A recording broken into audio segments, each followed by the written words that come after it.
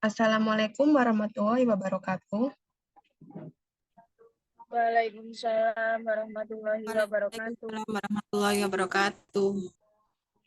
Selamat siang adik-adik. Apa kabar semuanya? Baik, Bu. Baik, Bu. Alhamdulillah. Semoga baik-baik saja ya. Saya lihat hari ini hadir semuanya ya. Nurin hadir, Desinta hadir, Titis hadir, dan Nur Musamatun hadir. Sebelumnya, saya meminta ketua kelas untuk memimpin doa sebelum pembelajaran dimulai, agar pembelajaran hari ini berjalan dengan lancar. Baik, Bu. Oke, baik teman-teman. Sebelum melakukan pembelajaran pada hari ini, marilah kita berdoa bersama-sama. Berdoa dimulai.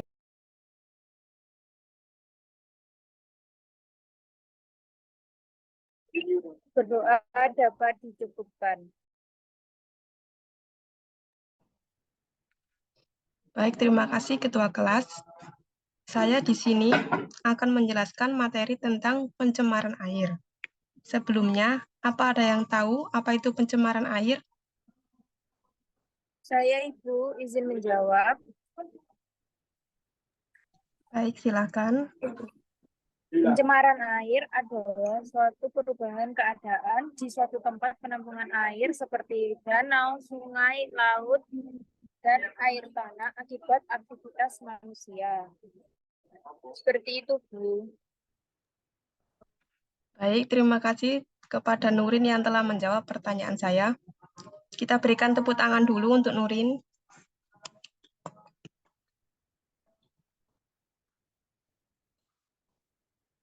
Lalu, menurut kalian, bagaimana ciri-ciri air yang telah tercemar? Saya, Bu, Ya, izin menjawab ya, Bu. Ya, silakan. Menurut saya, ciri-ciri air yang tercemar adalah airnya berbau tidak sedap, berubah warna, suhu air berubah, dan biasanya banyak yang terdapat di tempat sampah. Ya, benar sekali jawabannya. Kita berikan tepuk tangan yang meriah.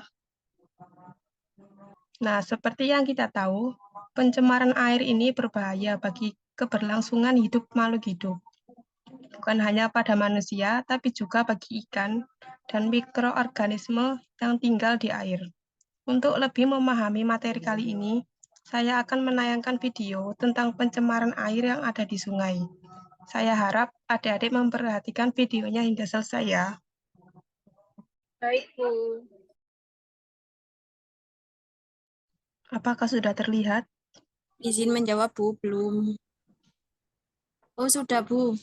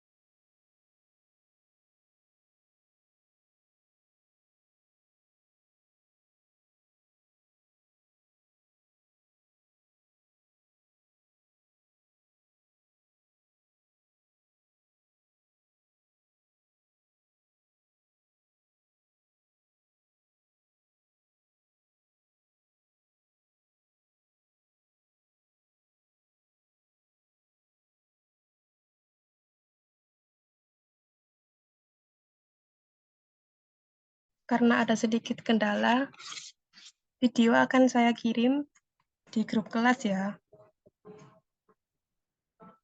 Baik, Bu. Baik, setelah melihat video tadi, pernahkah kalian melihat kasus serupa yang ada di lingkungan sekitar sekolah atau di lingkungan sekitar rumah kalian? Pernah, Ibu. Untuk itu, saya akan membagikan lembar kerja atau LKPD secara berkelompok. Di kelas ini saya jadikan 2 kelompok ya, dan lembar kerjanya sudah saya kirim di grup kelas. Untuk adik-adik, apa ada pertanyaan mengenai lembar kerja ini? Tidak, Ibu. Saya izin bertanya, Bu. Iya, silakan. Jadi ini nanti membuat infografis dan dipresentasikan. Ya, sesuai yang diarahkan di LKPD, nanti hasil akhir diskusi berupa infografis tentang pencemaran air dan dipresentasikan hari ini juga ya. Saya beri waktu untuk berdiskusi bersama teman sekelompok. Baik, Ibu.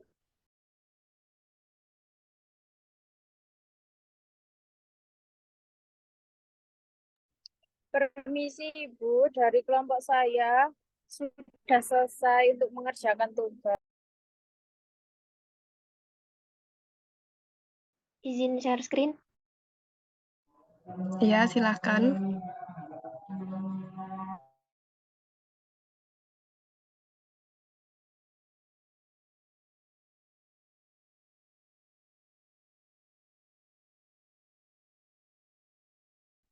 Baik, kami dari kelompok 1 dengan saya Titi Sujulandari dan rekan saya Nurin.